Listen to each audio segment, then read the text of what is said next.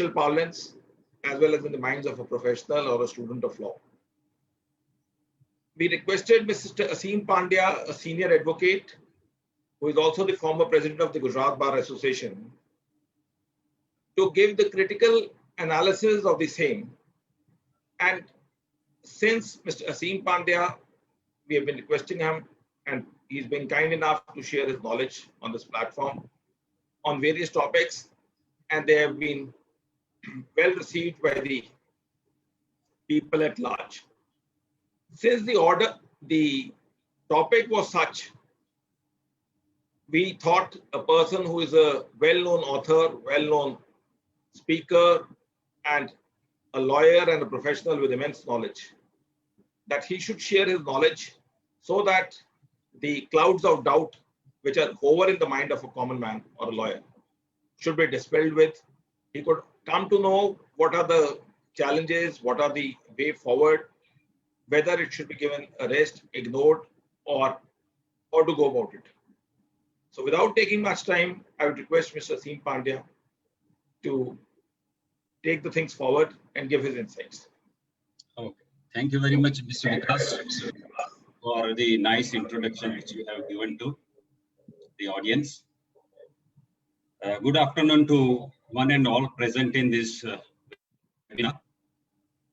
It is indeed a great pleasure being here again on this web platform provided by Mr. Vikas Chatrat and Beyond Law CLC today to me to discuss the intricacies of the topic, which is whether void order or a void transaction needs to be challenged in the court of law. In fact, I must congratulate Mr. Vikas Chatrat. You are all aware that he is arranging webinars continuously every day. Don't underestimate the task which he is, Herculean task which he is undertaking. And he is inviting distinguished speakers from all over India who are contributing to the dissemination of legal knowledge. So it requires a great commitment. And I therefore congratulate Mr. Vikas Chatrat, who is ceaselessly making these efforts to share different knowledges from different speakers, which will be very useful to all lawyers, future lawyers and future generation. Now coming to the topic, which the prefatory remarks has already been made by Mr. Vikas, the crucial issue which is of recurring nature, whether the void order needs to be challenged in the court of law. It is indeed a very interesting subject, and those who are present in this webinar are lawyers mostly. Maybe some of them may be students of law, but being practicing lawyers, we know the importance of this subject. Day in, day out, we come across this kind of issues. Either we have to answer the issue whether a void transaction, statutorily void transaction, is required to be challenged in the court of law.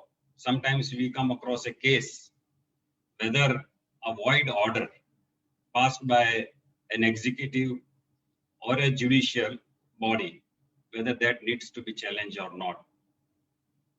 And sometimes we come across a case where void agreement under the Contract Act or the Transfer of Property Act, whether that needs to be challenged or not. And in most of the cases, the issue arises collaterally, because in most of the cases, the parties choose not to challenge the void order, thinking that they are free to choose that course of action. And then there are large number of decisions would be cited by the other side saying that since the party has not challenged the validity of a void order or a void transaction or a void agreement, he is precluded from challenging it. So there is one sort of legal opinion. I must tell that judicial opinion on this topic all over the world is not uniform at all. There are divergent views on these issues. In India also, there is a clear cleavage of opinion in the judiciary. One set of judges believe that even if it's a void order or a void transaction, it needs to be challenged by bringing appropriate proceeding before an appropriate court. It bears no brand of invalidity on its forehead. That is the oft quoted sentence of Lord Radcliffe in the Smith versus East Alloy Rural District Council's case. So this quote has been used frequently in all judgments, that a void order or a void transaction does not bear a brand of invalidity on its forehead, and it remains in operation unless appropriate proceedings are brought in the court of law to question the validity.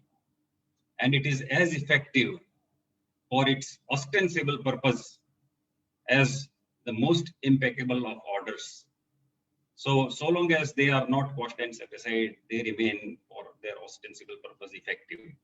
So that is a one set of judicial opinion which is prevailing in India.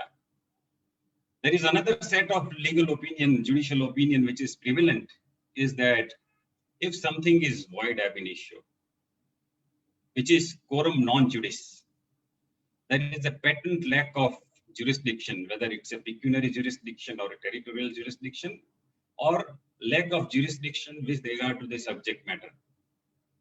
And in such cases, there is no need of challenging such an order at all. The validity of such an order can be questioned at any stage in the legal proceedings when it is sought to be enforced or sought to be executed against the person concerned. So it is permissible to be raised. The issue of jurisdiction, complete lack of jurisdiction, is possible to be raised at the appellate stage also, second appellate stage also, and also in collateral proceedings. Collateral proceedings means where the void order is not directly impugned by way of legal action. It is collateral attack. Namely, in execution proceedings also, one can question the invalidity of an order. So this is known as collateral. So the challenge is not direct, but it is in the form of a defense. So another set of opinion is of this nature. Now, therefore, as a lawyer, a legal practitioner, or as a judge, it is always difficult to apply this principle in practice. I have examined this topic in depth, and I have found that there is hardly any academic discussions on this topic. There are hardly any articles written on this subject. Nobody is able to provide a uniform formula where one can say with definite intention or with definiteness that a particular kind of void order is required to be challenged and a particular kind of void order is not required to be challenged. So no legal formula, precise or clear legal formula which is workable in practice, has been evolved. Sometimes the test is applied is that if it's a patent lack of jurisdiction or the invalidity is patent from the order, from the transaction, or from an agreement, then in that event, it need not be challenged.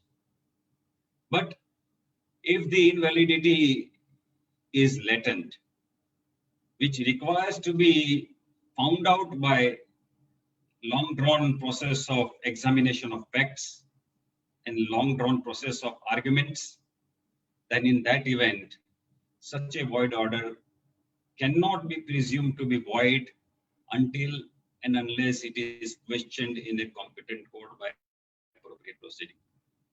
So these are the crucial issues.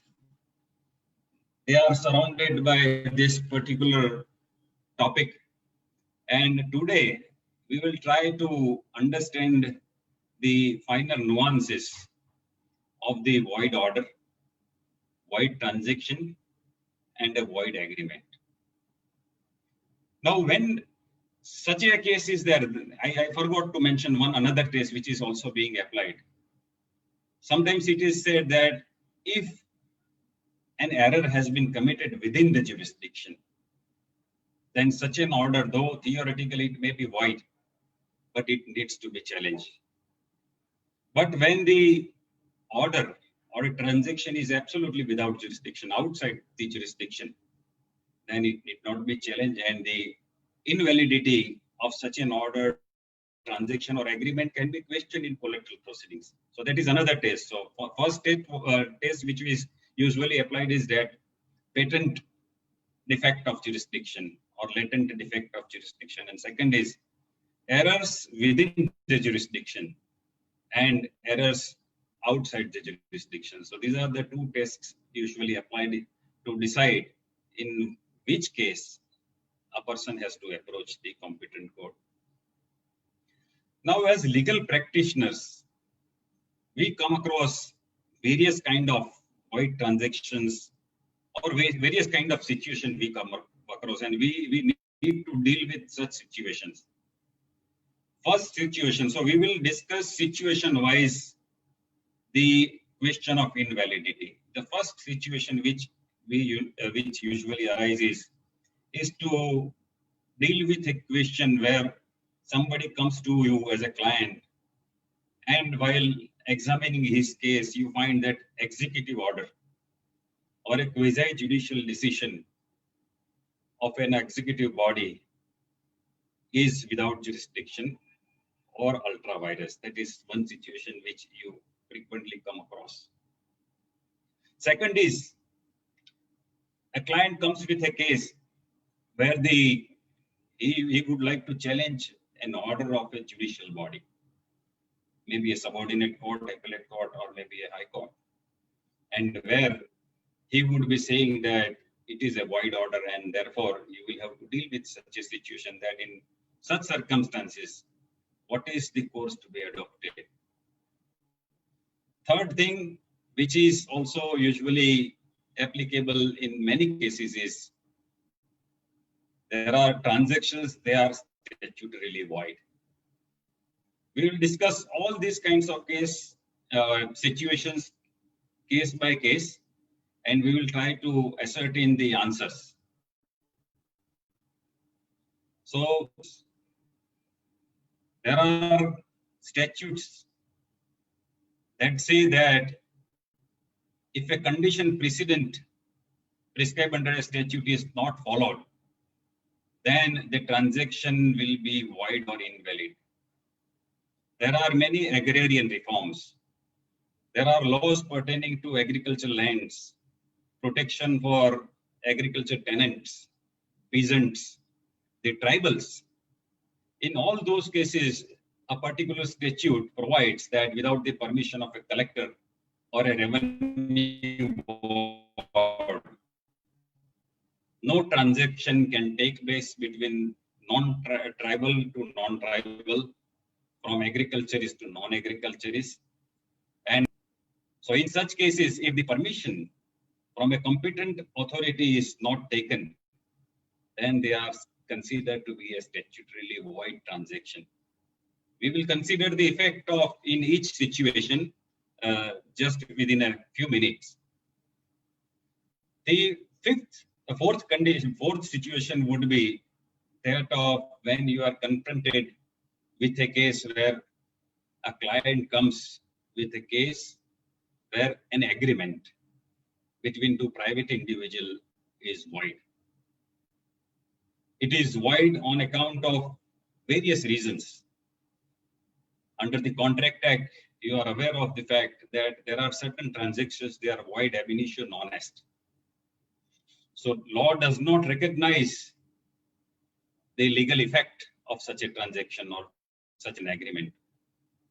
So under the law of contract, there are void, absolutely void contracts or void agreements, and there are certain agreements, they are voidable at the option of one party. There the definition has already been provided in section 2G and probably 2H of the Contract Act. Void transaction means which is incapable of any legal force, which is not possible to be enforced. Whereas voidable transaction is a transaction or an agreement which is void at the option of one party to the agreement. So one must clearly understand the distinctions between a voidable agreement and void agreement. For instance, an agreement with minor is void ab initio. So that also we will discuss a little later. So these are the 4 situations which we come across usually while carrying on our legal practice. Now, one very interesting and which is a 5th situation, which is we are not much aware of it.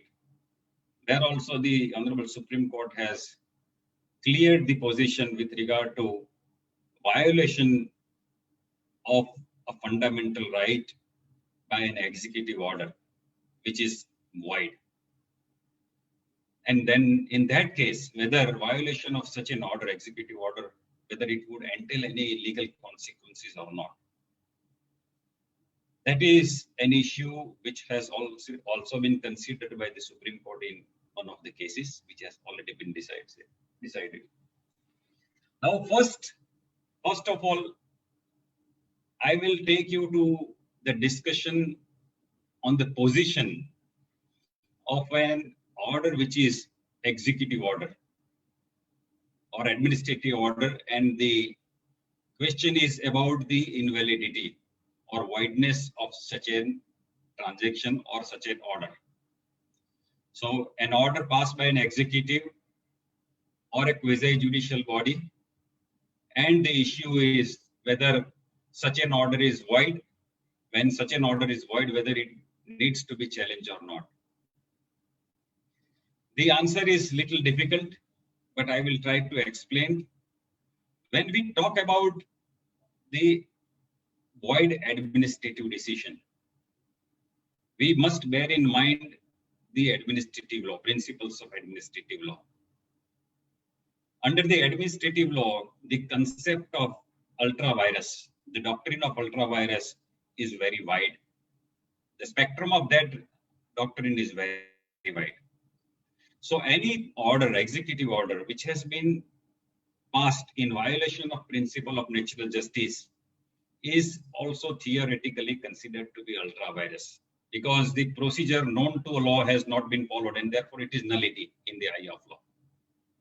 Similarly, when an executive has been conferred a power to decide something for a particular object of a particular law, when such power is exercised mala fide, so powers are not exercised for the purpose of that particular statute to achieve a particular object provided in the law, but it is in bad faith if the power has been exercised, and in that event also the administrative decision is considered to be without jurisdiction or ultra vires. So when you are faced with such an order, so that kind of order would be branded as an order where errors have been committed within the jurisdiction. So though under the administrative law, they are void, they are nullity, non-est, because the powers are exercised mala fide or for irrelevant purposes for the objects other than the legitimate objects provided under the law.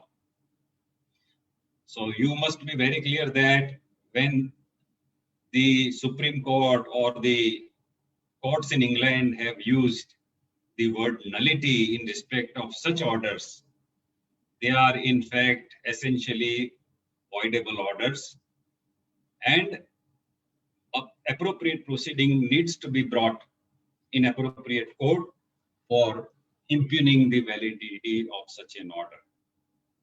I will give one instance of such an order. The case which I am referring to is Smith versus East Alloy Rural District Council. The citation is 1956, All England Reporter 1, All England Reporter, page 855, and the equivalent citation is 1956, Appeal Cases, page 736.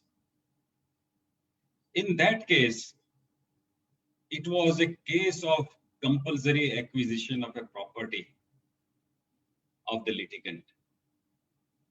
And the case of the litigant was that the person who had passed the order of acquisition of his property was entertaining mala fide intention. He had exercised his powers in bad faith.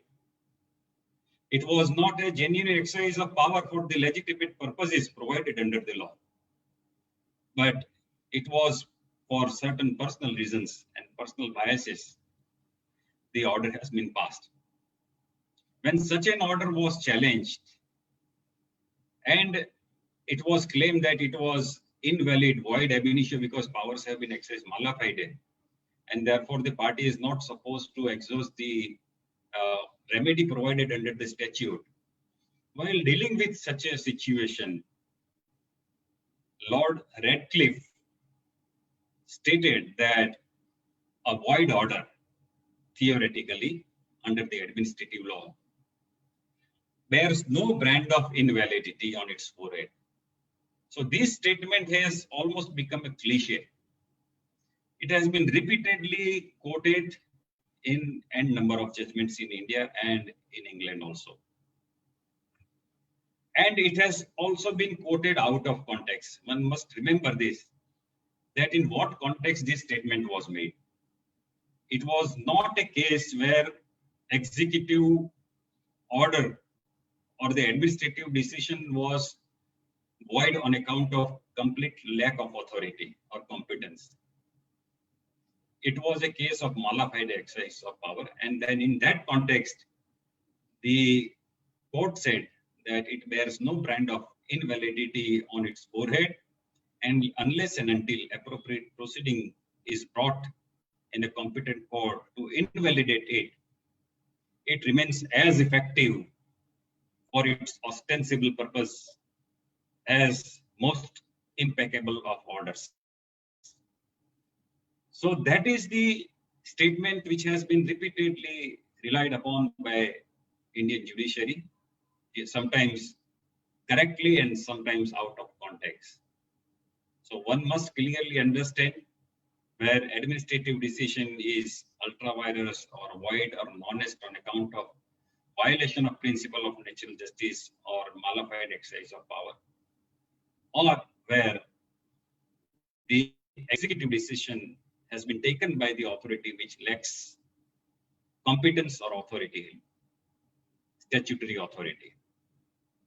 So when the executive decision has been taken which is without authority, there it may not be required to be questioned or impugned on the basis of the long series of judgments which I will refer to very shortly, wherein it has been said repeatedly that void order need not be challenged if it is void ab initio, non-est, nullity. Then in that event, the challenge to such an order would be entertained as a defense also. It can be raised at any stage when it is sought to be used against a particular person or is sought to be enforced. So this is a situation with regard to the administrative order. Now coming to the situation where a client comes with a case where you are confronted with a situation where the void order, so-called void order, is that of a judicial body or subordinate court or appellate court or a high court. Now here also one must understand the distinction between the subordinate courts having limited jurisdiction and the superior courts which are having unlimited jurisdiction, like High Court.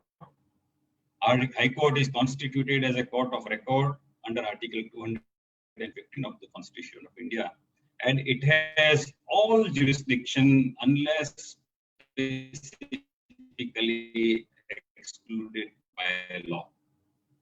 So therefore, it's jurisdiction, whereas the subordinate courts have a limited jurisdiction, limited pecuniary jurisdiction, limited territorial jurisdiction, and in respect of subject matter also, there are certain limits imposed under a statute.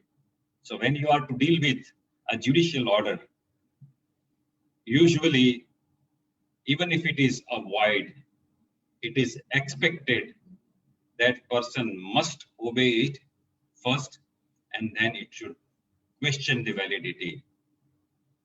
There are instances where question arose that a void judicial order, when violated by a party willfully, knowing fully well that court has passed an order, whether it would entail the consequences of contempt of court or not. The law is no more res integra. It has already been hailed in Tayyabji Baksarwala versus Hind Rubber Limited, which is reported in AIN 1997, Supreme Court, page 1240. So far as the judicial orders are concerned, even if they are parties of the belief that it is void or non-est, it would be absolutely hazardous to leave that aspect to be decided by a party to the litigation. It has been stated by courts that if such a course is permitted to be adopted, and parties are to decide whether order of a court is void or non-est, then it would lead to destruction of rule of law. It would lead to anarchy. And therefore, in the interest of justice, or it is desirable that whenever such a situation is there, party must approach the same court by filing a application for review, or it must approach the superior court for getting a declaration that the trial court or subordinate court has exceeded in its jurisdiction, or the order or judgment and decree of the trial court is void. So that is a normal expectation which is required to be fulfilled by a litigant, and he would not be heard to say that since the order, I know that the order is void and non-est, and therefore no legal consequences would ensue. So that would be very perilous for the maintenance of the rule of law, and parties cannot be allowed to decide for himself whether the order is void or non-est. Now, but there are cases where the subordinate court is lacking jurisdiction, either territorial jurisdiction or pecuniary jurisdiction, or jurisdiction with regard to the subject matter of a case. Now, in such circumstances, can we apply the same yardstick that it does not bear the brand of invalidity on its forehead and therefore it needs to be challenged? The answer is no. It need not be challenged. If there is a complete lack of jurisdiction, either it is a pecuniary jurisdiction, either it's a territorial jurisdiction, or lack of jurisdiction with regard to the subject matter. The first case, which was after the independence and when the constitution came into force, it was decided by the Honorable Supreme Court in the case of Kiran Singh versus Chaman Paswan. It is reported in AIR 1954, Supreme Court, page 340. To make the point clear, I will just briefly refer to the facts of that case, and then that will make the issue very clear. It was a case where the plaintiff valued his suit to a particular amount. Then his suit came to be dismissed. Then he went before the higher forum, first appellate court. There also the appeal came to be dismissed.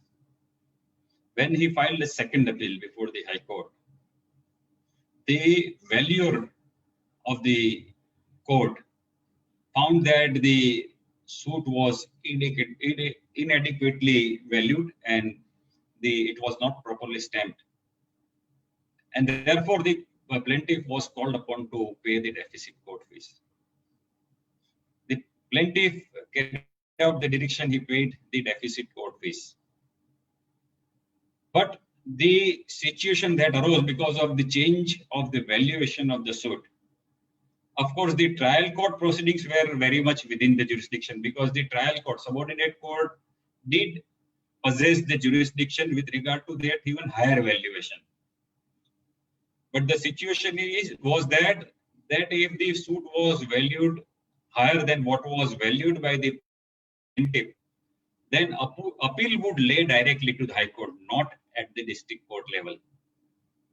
So the parties argued before the Supreme Court that the order of the district court in first appeal was without jurisdiction and non-est. The Supreme Court made it clear that when an issue of complete lack of jurisdiction, whether it be a lack of jurisdiction with regard to the subject matter of the case or litigation, or with regard to territorial jurisdiction or pecuniary jurisdiction, it is void ab initio non-est. And therefore, the issue with regard to such a lack of jurisdiction can be raised at the first appellate stage or even at the second appellate stage or any stage of a legal proceedings or in collateral proceedings also. So that is a complete or patent lack of jurisdiction. But on the facts of the case, the Supreme Court also referred to the provisions of CPC, more particularly Section 21 and Section 99 of CPC. So whereas pecuniary jurisdiction, territorial jurisdictions are concerned, CPC itself provides that such an objection has to be taken at the earliest opportunity and preferably before the issues are framed. So that's a statutory mandate. And it has been clearly stated in CPC that if an objection with regard to pecuniary jurisdiction or territorial jurisdiction is raised at the appellate stage, when the matter has proceeded from the trial court to the High Court, then plaintiff or the defendant would not be heard to say that there was a lack of pecuniary or territorial jurisdiction, unless and until he shows a gross failure of justice or gross prejudice. So CPC itself provides that in this kind of cases where parties are questioning the territorial jurisdiction or pecuniary jurisdiction, in that event, such an objection it has to be taken at the earliest stage, and thereafter party will be precluded from raising that kind of objection at the appellate stage.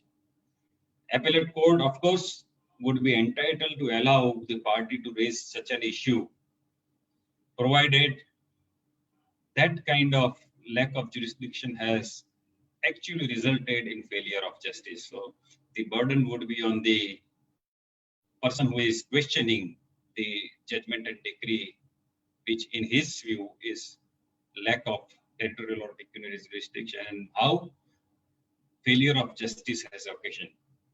So that is the law on this aspect. The second judgment, it's a very interesting judgment on this issue, which will drive the point home, and you would be very clear as to what kind of orders that are not required to be challenged and the validity can be questioned at any stage. I am referring to a judgment of the Honorable Supreme Court of India in the case of Chief Engineer Hydel Project versus Ravindranath. It is reported in AIR 2008, Supreme Court, page 1315. The facts will give idea as to what is meant by complete lack of jurisdiction or quorum non juris.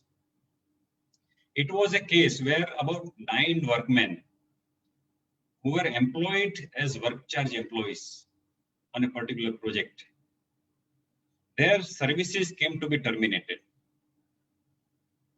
after following the standing orders applicable to them. They were paid retrenchment compensation, they were paid gratuities and all the dues that are payable upon the termination of the services. But after accepting all these things, those 9 workmen approached the civil court, stating that they had been discriminated.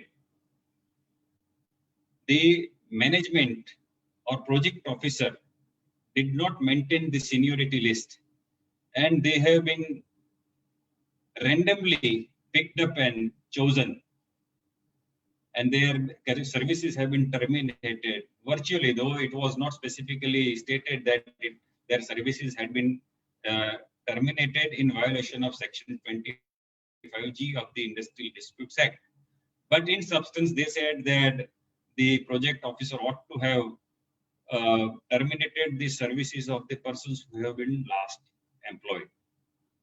So person who had been employed lastly should have been terminated first, and the termination ought to have been effected in the light of the seniority list which was made or which was maintained by the authority. Civil court granted the judgment and decree in favor of the plaintiffs, workmen. At the first appellate stage also, the appeal of the state government was dismissed. The matter reached Supreme Court. I think in second appeal also, the judgment of the trial court was appealed, and at the Supreme Court stage, the issue of jurisdiction was raised. Now, such an issue where it goes to the roots of the jurisdiction of the civil court under Section 9. The Supreme Court said that the subject matter of the dispute was governed under the provisions of the Industrial Disputes Act 1947, and therefore the jurisdiction of civil court was barred. So the order or judgment and decree of the civil court was absolutely non est, quorum non juris. The Supreme Court referred to the judgment of Premium Automobiles and Dulabhai's case, where in what circumstances the civil court's jurisdiction should be inferred to have been ousted. And after referring to those decisions and from the pleadings of the parties, the Supreme Court said that though this issue has not been specifically pleaded in the pleadings, but the plaintiff did raise the issue of maintainability of the suit. And secondly, at the interim stage, against the injunction, when the matter reached at interim stage also, it reached up to Supreme Court, but of course SLP was dismissed at interim stage. In that SLP also, the issue was raised about the complete lack of jurisdiction of civil court. So considering all these issues, the Supreme Court reiterated the decision of the earlier decision of the Supreme Court in Kiran Singh versus Chaman Paswan and Bahrain Petroleum Limited case. All those cases had been referred, and ultimately the Supreme Court quashed and set aside the judgment and decree of all 3 courts on the ground that the subject matter of the dispute was not within the purview of the civil court's jurisdiction. So that is the nature of the concept of quorum non juris. So you must clearly understand the errors that are committed within the jurisdiction. Namely, suppose while deciding a particular suit, substantive procedural laws have not been followed, or certain principle of natural justice that are not specifically provided under the CPC, but they are part of the proceedings or well accepted principles of natural justice. If they are not followed by a civil court, then those kind of orders or judgments and decrees are theoretically only they are void, but they are as such they are voidable. And for that, appropriate proceedings need to be undertaken by the parties concerned. With these two illustrations, I made my point clear that when there is a complete lack of jurisdiction with regard to the subject matter, which is in law we describe as forum non juris, then there is no need to challenge, and only when it is sought to be enforced against the party can question the invalidity of such an order in collateral proceedings, even in execution proceedings. There are instances also where competent court, executing court, while executing a decree had traveled beyond the clear terms of decree. And in that sense, it is a settled law that executing court has no authority or jurisdiction to travel beyond the original decree. And if something is executed by traveling beyond the original decree, then also Supreme Court had an occasion in one case to deal with such a situation, and where it has been held that the decree executed by the trial court was honest, completely lacking in authority, because as per the settled principle of law, the executing court cannot travel beyond the original decree. So this is with regard to the situation which is in respect of judicial orders of subordinate court of a limited jurisdiction. Now take a case where High Court commits some sort of jurisdictional errors. There the parties have no option, because it is presumed that High Court has all jurisdictions. And while exercising the jurisdiction, if it has committed some errors, then it will have to be corrected by approaching the higher forum, and parties cannot be allowed to sit idle and state that the order of the High Court is void ab initio and therefore not binding. Such a course is not allowed to be taken recourse of by a private individual. So courts are of unlimited jurisdiction. I may just give one illustration of that kind also. Of course, the case ultimately went in a different direction, but in my view, it was a clear case of violation, or it was a case of a void order of a High Court. The case which I am referring to is Naresh Sridhar Virajkar versus State of Maharashtra. In that case, while exercising original jurisdiction, High Court directed that a deposition or testimony of a particular witness should not be published in newspaper. Now, there was a clear violation of fundamental right of freedom of speech and expression. The reasons were given in support of that order, but the issue went in a different direction, whether the High Court's order can be impugned under Article 32 and writ of certiorari can go to the High Court or not, which is also a superior court of record. So that is in a different context. But even if such is the case, because any order, whether it's a legislative order, whether it's an executive order, or whether it's a judicial order, if it violates the provisions of fundamental right enshrined under Part 3 of the Constitution of India, then under Article 13, they are void to the extent of that infringement. Of course, Article 13 is limited to the Legislative Act. It says that no law shall be hereafter made which will contravene the fundamental rights enshrined under the Part 3 of the Constitution of India. And if any law violates any of the fundamental rights, then to that extent, it is void. So void, it is absolutely void, but in that event, it needs to be challenged. That is what I am trying to point out, that if more particularly when such an order has been passed by a court of unlimited jurisdiction, even though it might be a void order, it will have to be questioned before the appropriate forum. I am not going into the question whether the judicial order or quasi-judicial order can violate fundamental right or not. That is entirely a different debate. And I can say with authority that there is no absolute proposition or straitjacket formula that judicial order or quasi-judicial order cannot violate fundamental. That's a legal position today, which is prevailing, but that is not an absolute proposition of law. For the timing, I am not going into that. That would be a different debate. But what I am trying to point out is that when order is passed by a competent court, then in violation of the fundamental right, then it is required to be challenged.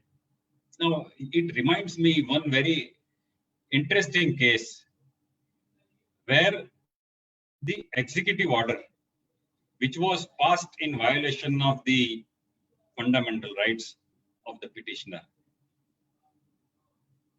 and the issue arose whether such a violation of a decision of a competent executive would entail any legal consequences.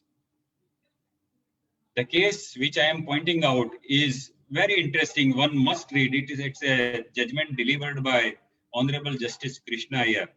It's a super interesting decision. The decision is that the name of the citation is Nawab Khan Abbas Khan Pathan versus State of Gujarat, which is reported in AIR 1974, Supreme Court, page 1471. Now, it's a very interesting subject where the issue was that one person was, it was a matter under the provisions of the Bombay Police Act where the externment order was passed against the petitioner. He was externed from a particular area of Ahmedabad city. Now, while passing the order, the show cause notice contained that why he should not be externed from area A, B, and C. That was the tenor of the order. But when the actual order of externment was passed, the order related that not only he should be externed from area A, B, and C, but also the surrounding area. The scheme of the Bombay Police Act was that when order of externment is made under section 56 of the Bombay Police Act, the person who is to be externed from the area needs to be put to the notice that from which area he is to be extended. His explanation is required to be sought. He is also permitted sometime to examine a witness, and he is also provided legal representation. In this case, as I said that the show cause notice was in respect of only 3 areas or 4 areas. But when the actual externment order came to be issued, it was in relation to even surrounding areas. So it was not specific, and the person was not put to notice that he would be extended from the surrounding area as well. Now, when this order of externment was prevailing, the petitioner concerned entered the area in violation of the decision of the authority who had extended him.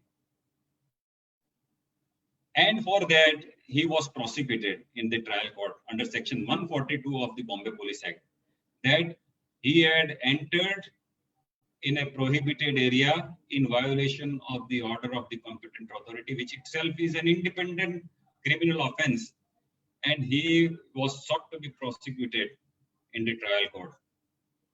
In the meantime, what happened? The High Court quashed and set aside the externment order itself, mainly on the ground that the show cause notice was in relation to a particular area, whereas the order related to many things beyond what had been stated in the show cause notice, and therefore the person concerned was not given an opportunity to place his case before the extending authority, and therefore there was a clear violation of the principle of natural justice, and therefore the order is absolutely nullity void ab initio. It is repeatedly, and it has been in administrative law. If you take the decision of Ridge versus Baldwin, which is reported in AIR 1964 appeal cases page, and there are n number of cases where any decision which has been taken in violation of principle of natural justice, it is treated as nullity. So here also, the High Court quashed the externment order on the ground that it was in violation of the principle of natural justice and therefore non-extant nullity. Now, what would happen to that prosecution, which was taken against the person for violation of the externment order? The trial court acquitted him on the ground that subsequently the order of externment has been quashed and set aside. But the High Court reversed the finding of the trial court and said the order was violated when it was operative, it was effective, and therefore the legal consequences for the violation thereof would ensue, and the person would be guilty of committing an offense. In this background, when the controversy was examined by the Honorable Supreme Court in this Nawab Khan Abbas Khan Pathan's case, Justice Krishniyar examined various facets of voidable orders, void administrative order, void order which would violate fundamental right. Here, Justice Krishna here principally examined this particular case from the angle that the order concerned protecting the liberty of an individual, life and liberty, which is guaranteed under Article 21 and Article 90, freedom of movement. And when such an order has been passed and which has been held to be void on account of violation of principle of natural justice, it has to be treated void for all purposes. And therefore, a violation thereof will not entail any legal consequences. The order is not born at all. It has been stated it's a stillborn. And something which is stillborn, the High Court has simply performed the obsequies. It has just given a decent burial to something which was dead from the beginning. So when you are pitted against an order which is void ab initio, you must find out whether it is such an order which is a stillborn, or which can be said that it has not taken birth at all. And if it has not taken birth at all, then there is no question of growing that order and getting perfected by passage of time. Because you will come across many situations where parties will say that for so many years, person has failed to challenge it.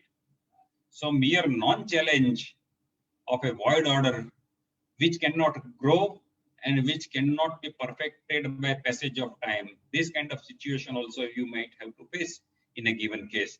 And then you will have to answer this. But so far as the question of fundamental rights are concerned, this judgment laid the controversy at rest by holding that if even executive decision, if it is held to be void, and quashed and set aside by the High Court, then it will operate from nativity, from the date on which it was passed, and therefore any violation thereof will not entail any legal consequences.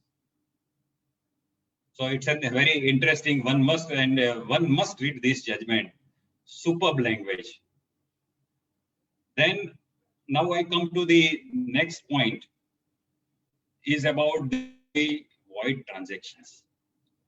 In the beginning, I said about the void transactions, statutorily void. I may point out that so far as state of Gujarat is concerned, there is a law which is known as Bombay Tenancy and Agricultural Lands Act. 1948, which prohibits transfer from agriculturist to non-agriculturist. So any transfer from agriculturist to non-agriculturist is invalid if that transfer is without the consent or approval of the collector. In that situation, it would be considered as invalid. So whether somebody who is an agriculturist transfers his agricultural land in violation of Section 63 of the Bombay Tenancy Act, whether that sale deed or that transaction would confer any right, title, or interest to the transferee. The answer would be certainly no. It would not confer because it has been statutorily not recognized. It has been considered as invalid. And therefore, even if somebody is occupying under that invalid transfer deed land for a long period, he would not be heard to say that since he has been occupying for all these years and nobody has questioned that transaction for all these years, and therefore his title has been perfected by passage of time, that would not be allowed to be raised in such a case. Similarly, there are cases where there is an act which is known as Disturbed Area Act, where in a particular area, transfer of properties are prohibited without the permission of the collector. So there are varieties of cases in every state to implement the agrarian reforms. There are several statutes, they are put under Schedule 9 of the Constitution of India. So their validity cannot be impugned. And in such statutes, there are prohibitions against transfer of land from tribal to non-tribal, etc., etc. So all those transactions would be statutorily void. And even if person remains in possession for a long period, in my view, it would not be perfected by passage of time. Now, the illustration of such a case also I can give you immediately. The case which I am pointing out is state of Orissa versus Brindaban Sharma. It is reported in 1995, 3 supplementary Supreme Court cases, 3 supplementary SCC, page 249. It was a case where a lease was granted by a person probably was not having an authority to create a tenancy to overcome the embargo placed under the Orissa Estate Abolition Act.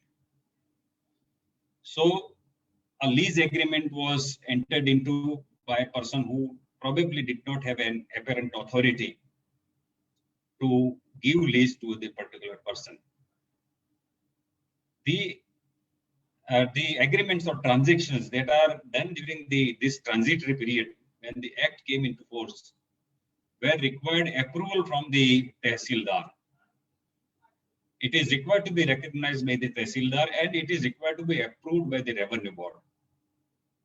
Now in this case, the Tehsildar concerned recognized the transaction without examining the entitlement of the transferor. The situation prevailed for all long years, 27 years. And after 27 years, when the facts came to the notice of the Revenue Board exercised power of revision suo motu.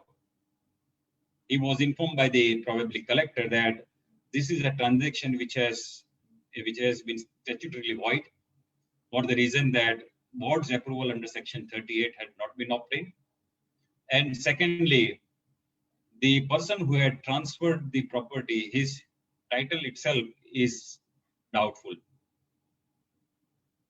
In this case, as we usually argue, in all cases where the powers of revisions are exercised after a long time, that revisional powers are to be exercised within a reasonable time, citing the judgment of the Honorable Supreme Court in Patel Raghavanatha versus State of Gujarat, which is reported in 1969.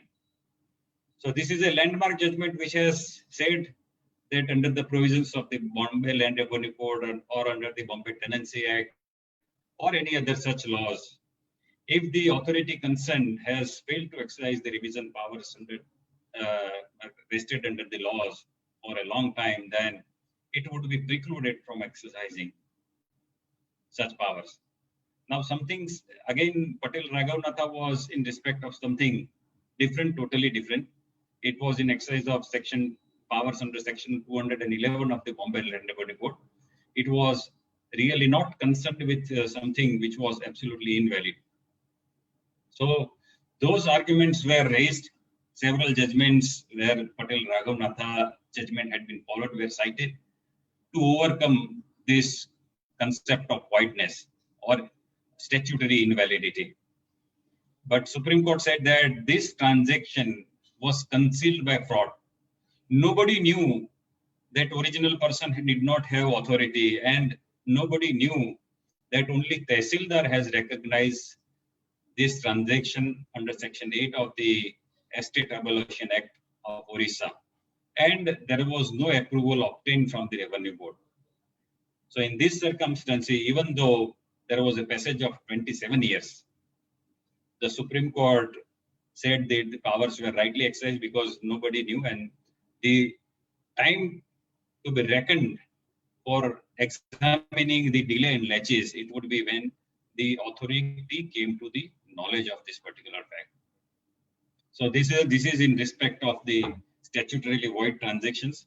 Now very few minutes are left, so I will quickly conclude within just next 10 minutes so that if there are questions, we can take those questions and I will be very glad to answer them.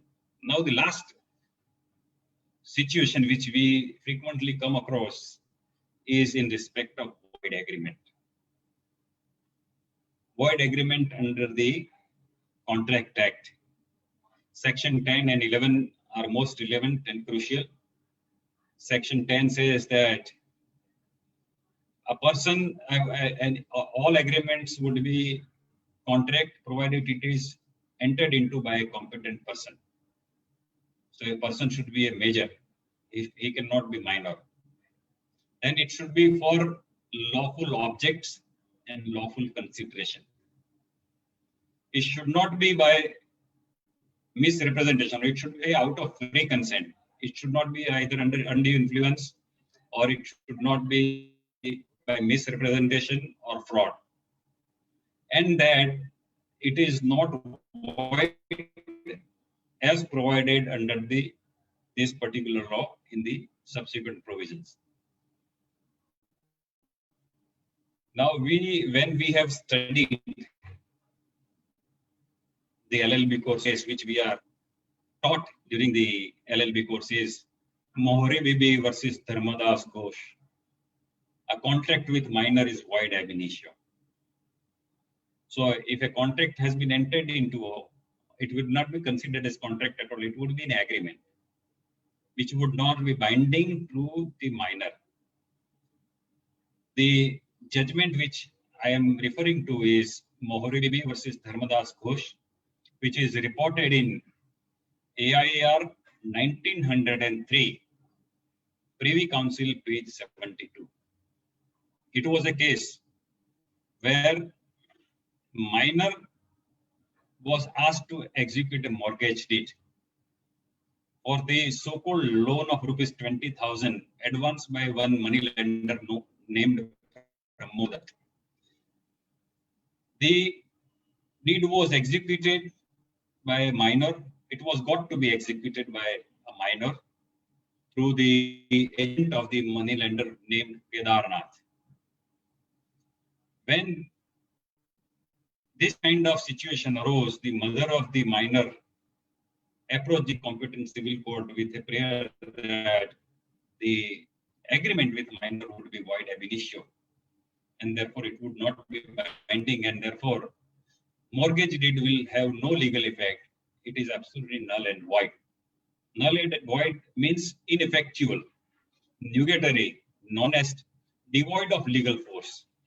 So when we use word void, it has to be understood that it had never existed. So this issue was raised before the Privy Council. And the Privy Council agreements with minor. Earlier in common law, it was considered to be voidable. But later on, under the Contract Act, it has been considered to be absolutely void. And the Supreme Court therefore held that the mortgage deed was absolutely void and therefore ineffective and therefore not binding to the minor. Now the other side argued that, okay, if you are declaring it to be void, should be refunded to the person concerned, money lender, under equity. The Privy Council said that in equitable jurisdiction, when the agreement with minor is absolutely void, non-as, it would not require him to even refund the amount. So that is the law with regard to the agreement, void agreement with minor. There are three other instances. One is of Pratap Singh's case, Pratap Singh versus Sant Kaur, which is reported in AIR 1938 Privy Council. And another is, I forgot the number, but it has also been reported in AIR 1940 Privy Council. There also the Supreme Court, Privy Council had an occasion to examine the validity of an agreement which was void under the provisions of the Contract Act. There are situations where you may have to turn to the provisions of the Transfer of Property Act. And the most crucial point which is associated with the void or invalid agreement is the limitation period. Within what time an action is to be brought, if at all it is void. And if it is found that under the law declared by the Supreme Court, it is required to be questioned in the competent court, then in that case, one has to turn to the provisions of the Transfer of Property Act, Section 7. If it is an agreement or a contract pertaining to immovable property, there are two conditions under Section 7. One is that person should be entitled to transfer the immovable property. So entitlement goes to the ownership or title. So if I have no title, I cannot transfer any title. And second is person should be competent. I have recently come across a very interesting case where a property belonging to a company had been transferred by somebody by forging a resolution, and by signing a transfer or conveyance in the capacity of a director, whereas he was not a director at all in the company. He produced one resolution which was not passed by the board of directors. It was simply supported by only one director. And huge chunk of land was transferred by such unauthorized person. Now, in this circumstance, whether such a transaction requires to be challenged, the principles are well known that no person can confer better title than what he possesses. Now, the issue which will have to be answered by the competent court, that when a person whom himself did not have title, he got certain documents forged and he executed a sale deed. Sale deed was also registered and entries in the revenue record also were certified. In this background, whether conferred any title to the transferee, and suppose the company which comes to know about this transfer after 3 years, 4 years, and suppose it waits it does not challenge the transaction for about 6-7 years, then whether it is possible to be challenged. That is the question which I am examining right now. In prima facie, I find that there are certain articles that provide for seeking declaratory relief under the Limitation Act. The Limitation Act, Section 17 is most important. When some document is obtained by fraud or by committing forgery, and or something is concealed, some documents are concealed, then limitation will not start running until that fact comes to the knowledge of the party concerned. So Section 17 comes to the rescue of such persons who are not aware of such transactions. And only when they come to know about this transaction, the limitation would start running. The relevant articles of the Limitation Act are Articles 56, 58, and 59. 56 talks about the forged document. If you want to seek a declaration that a document is a forged document, this is just 2 minutes, then we will conclude. Then I think we are in time. We have time. Okay. So this is just last discussion, and then we will I conclude the session. So in this situation, Article 56 that if you want a declaration of forgery, then in that case you will have to file a civil suit within the time limit of 3 years when you come to know that our document has been forged. Now here in my case it is even worse, because after coming to know about this transaction, person has slept for about 3 years, and he had filed very recently a civil suit in a competent court seeking declaration after the second sale deed was executed. Now in this situation, what provision will come to my rescue? Now while examining it, this is just for the knowledge, and just I'm trying to share this information with all of you so that if such a case comes to you, you are equipped with something on which you can argue. I come across one very interesting provisions of the Specific Relief Act, Section 31, where it has been stated that when a document is forged or a fraud has been committed and it is void on account of that, if a party wants the court to adjudge its invalidity, if the instrument is left outstanding, then, and he feels that if the instrument is left outstanding, it is likely to cause great prejudice or serious prejudice to him, he will be entitled to seek declaration under Section 31 of the Specific Relief Act. So my view is that this section will have to be read in juxtaposition with Article 56. So by Article 56 cannot be read in isolation, because this section gives right to the party concerned to approach the court and get it adjudged whether an instrument is invalid or void ab initio.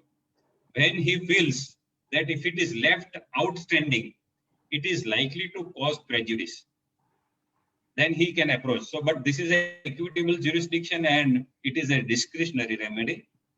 So, if we can point out that only recently the gross prejudice is caused, I am in possession of the land. My possession has not been disturbed. Only matters, the lands have changed only on paper, and there was no serious prejudice caused to me. But now, since the first transferee is going to transfer, or he has recently transferred this very piece of land by another sale deed, now I feel that a gross prejudice is likely to cause, because it would lead to multiplicity of proceedings. And therefore, if I approach the court to get adjudged that instrument as invalid, then probably I would be entitled to invoke Section 31. So all this is on the different facets of void order, void transactions, void agreement. And I hope that today's discussion would be very fruitful. It would help all concerned, namely lawyers, common men, and judges who might be on this platform which you have created, that is Beyond Loyal CLC. They will be this discussion would be very useful for all of them. And I conclude this session with this, and I hope that this discussion must have been found very interesting to you, and it would definitely enrich your knowledge whenever you are confronted with this kind of orders. Thank you very much. Pandya, as usual, it was spot on. But before we proceed further, I will just apprise the participants, those who are watching us on the Facebook. I think from today, the Zoom has started that there should be a registration.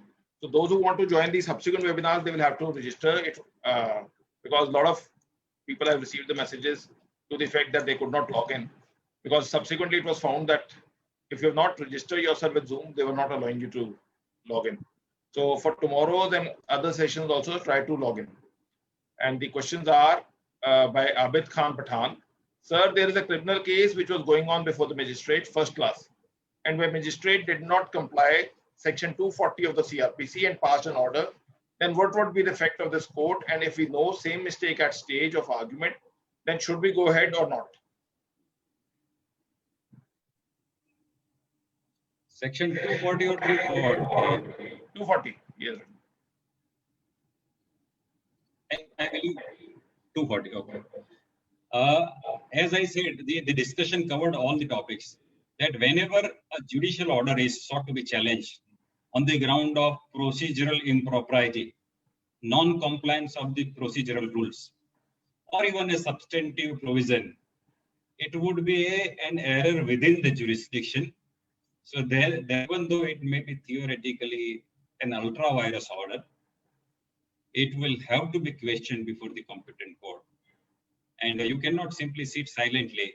The issue can be raised before the appellate forum, because under the criminal law, there is no power of review.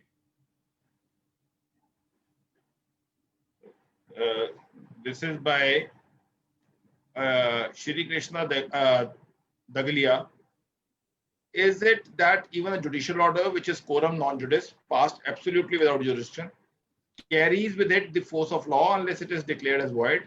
If it is so, then it would naturally follow that all orders, whether void or voidable, need to be declared void. Otherwise, they will be declared to hold field. What is your take on this?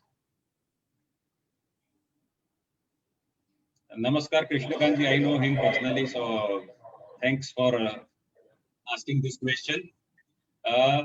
The issue which you have raised, I have answered by citing the judgment in the case of Chief Engineer Hydel Project versus Ravindranath, which is reported in EIR 2008, Supreme Court page 1315. As I pointed out, that civil court's judgment and decree, which has been approved up to the High Court in second appeal, that was found to be quorum non judice, and therefore the parties were allowed to even argue that plea at the SLP stage before the Supreme Court.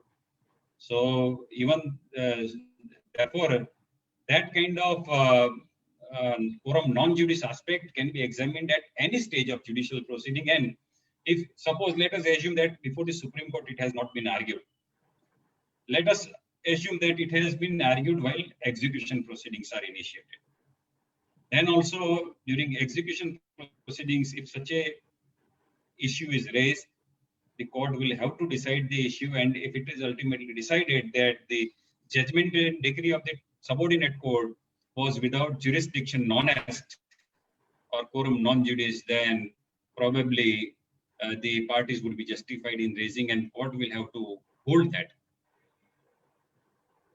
It's just like there was an order passed by a single bench wherein the appointment of Mr. Suresh Kumar, Chief Principal Secretary, was challenged in the Punjab and Haryana High Court.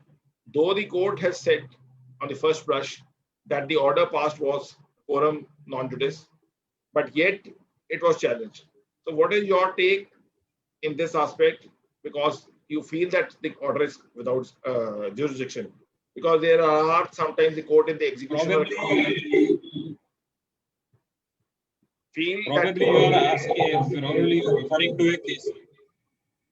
You are referring to a case where probably a writ of quo warranto might have been sought. yes, yes, Is it correct? it is No. it is in respect of the point was as to whether it have to go to as a public interest litigation or a miscellaneous roster. Anyway, I believe that it must be in respect of the authority Quo of warranto. that person. Or quo warranto. So quo warranto, there is a de facto doctrine which is applicable. So even if the appointment is void ab initio, it is non-est, whatever actions he had done while he was holding a charge will have a legality by applying a de facto doctrine. So that is a clear answer to the question which you have posed, that whatever action Mr. Suresh Kumar might have taken while assuming a charge of that particular authority or that particular office, which might have been subsequently declared that he was wanting basic eligibility or he was not authorized to hold that office. But whatever actions that have been taken by him while holding that charge would be covered and are safeguarded by applying de facto doctrine. Now, one issue which will arise in the mind of a person would be the law is also to the effect that a right or a wrong order, once it has become final, it is binding. If you would recollect the state of Bihar versus Sonabai 1961 Supreme Court. Yes, yes. And thereafter, there is another judgment followed in 1998 to the effect, only to the effect that once there is a judgment, whether it is right or wrong, it has to be obeyed. Let's assume it was passed in teeth of a judgment, though what you can say, not in teeth of the judgment, but as we say, in ignorance of that settled law. Now, next question arises is that the Supreme Court is contrary to that judgment. What will be the effect of that judgment, which has been rendered, though it is against the Supreme Court, but it has become binding? The party has not challenged in the higher appeal or not got set aside. Yes. The answer is very simple. Now, there are two kinds of, there is a cleavage of opinion. One set of judgments of the Honorable Supreme Court, at least there are 12 cases where it has been said that is something is absolutely without jurisdiction, complete lack of jurisdiction, then it need not be challenged. It can be the invalidity can be questioned at any stage of the legal proceedings or even execution or collateral proceedings. That is one set of judgments, which starts from Kiran Singh versus Chaman Paswan, then Bahrain Petroleum, then this Ravindranath versus Heidel project judgment. And there are n number of such judgments. There are about 12 such cases. On the other hand, there is the second set of opinion, which, as I stated, that they have followed the original judgment, that is Smith versus East Alloy Rural District Council's case.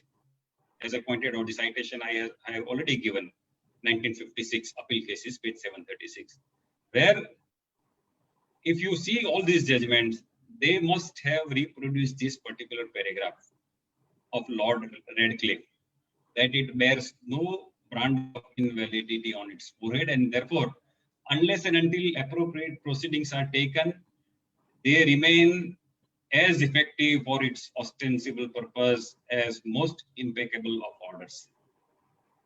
So that is another set of, but then ultimately, therefore, we will have to evolve a test. What kind of orders need to be challenged and what kind of void orders need not be challenged. Some authors or some academicians have said that there is no degree of invalidity so far as void orders are concerned. Void orders are either void or something is voidable. So there is no degree of invalidity. But we need to formulate a clear test. And my view is that we must apply the test of patent lack of jurisdiction or patent invalidity and latent invalidity. So that is a test. If something is so visible on the face of the transaction, it is ex facie visible from the transaction or order that it is lacking in jurisdiction, then in that event, one can wait, and when it is sought to be enforced, its validity can be impeached. But so far as other cases are concerned, latent defect of jurisdiction, as I said, violation of principle of natural justice and other several principles, if they are violated, they are, as I said, that they are ultra vires. They are without jurisdiction, nullity under the administrative law. But those kind of orders are presumed to govern the case unless and until they are challenged before a competent court. So one has to apply a clear test, and I think that ex specie visibility of patent lack of jurisdiction will serve the purpose, is a workable test for the time being until a new test is laid down by the Supreme Court of India. Thank you, Mr. Pandya. We have no other questions because you have already elaborated and substantiated different aspects reaching from jurisdiction, patent jurisdiction, then company law, then contract act. So you have covered the entire spectrum. So we are quite thankful the way you have expressed. I, on behalf of the participants watching us on the Facebook, on this platform, and those who will subsequently watch us on the YouTube, thank you for sparing the time. I know it's a difficult time, but the insights have been given in a very erudite manner. And tomorrow, do join us, as I earlier said, that kindly register yourself. Tomorrow we have the part 2 of the master series of the contract. That would be on interpretation of contracts by Mr. L. Badri Narayan, the executive partner of Lakshmi Kumaran and Sridharan. So do join us at 4 p.m. And everyone stay safe, stay blessed. Namaskar to everyone. And thank you, Mr. Pandya. Thank you very much. Thank you.